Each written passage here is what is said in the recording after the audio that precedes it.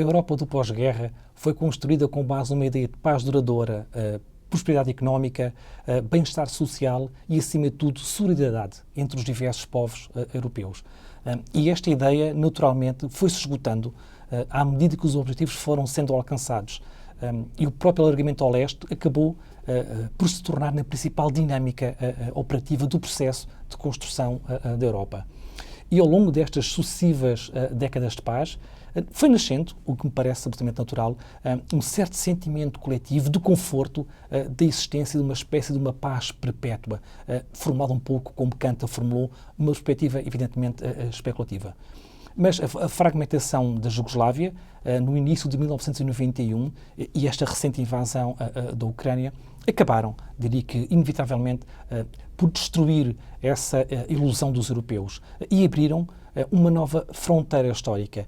E é isto que me parece relevante refletir, que é nós não conhecemos os limites desta nova fronteira histórica e estamos ainda muito longe de os conseguir identificar convenientemente. De um ponto de vista geral, eu parece que estaremos de acordo que vivemos agora tempos de ansiedade e de ignorância coletivas, não temos informação nem conhecimento para responder a todas as solicitações daquilo que é a agenda mediática e da própria mudança do mundo.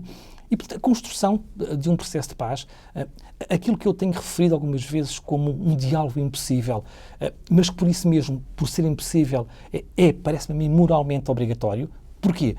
Porque é baseado na paz como um imperativo moral, e a construção desse processo de paz, dizia eu, poderia, penso eu, de certa forma, constituir-se como a ideia seguinte do projeto europeu. De certa forma, seria um caminho para nos mobilizar, todos nós, aos europeus, e todas as pessoas que vivem dentro do continente europeu, em torno de uma ideia nova, uma ideia de progresso e, de certa forma, também de avanço histórico. Mas não. A Europa começou, com o início da guerra da Ucrânia, por se deixar raptar pela dor empática, que me parece natural, mas ficou sempre refém dessa dor empática. E isso tem impedido, embora agora menos, uma certa contextualização da guerra baseada naquilo que é um motivo que não pode ser ignorado, que é o avanço do modelo euro-americano para o coração da Rússia.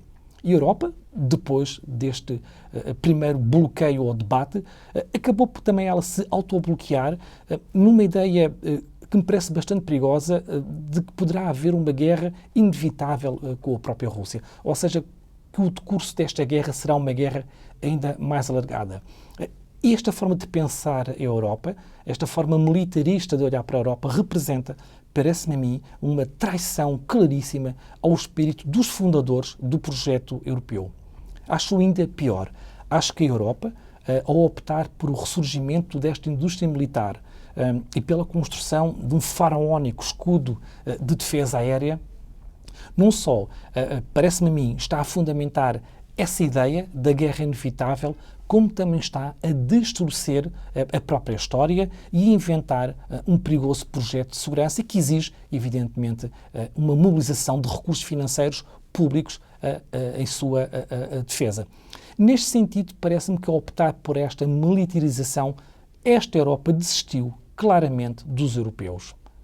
E por isso, talvez valha a pena olhar para outros momentos históricos onde existiram idênticas dificuldades de entendimento entre o leste e o oeste e que, por isso mesmo, exigiram decisões extremamente difíceis dos políticos europeus desses tempos. Estou a lembrar-me, por exemplo, do Willy Brandt, que conseguiu, de forma inesperada, iniciar um processo de construção de pontes para um diálogo com o leste, quando esse mesmo leste estava prisioneiro da cortina de ferro e da mão de ferro da União Soviética.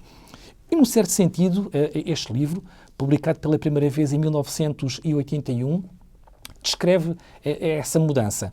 E, embora o livro descreva a mudança muito focada na dimensão económica do embargo, na sequência do pós-guerra, é uma mudança que é protagonizada, e este ponto parece muito relevante, por uma nova geração de políticos da Alemanha Ocidental.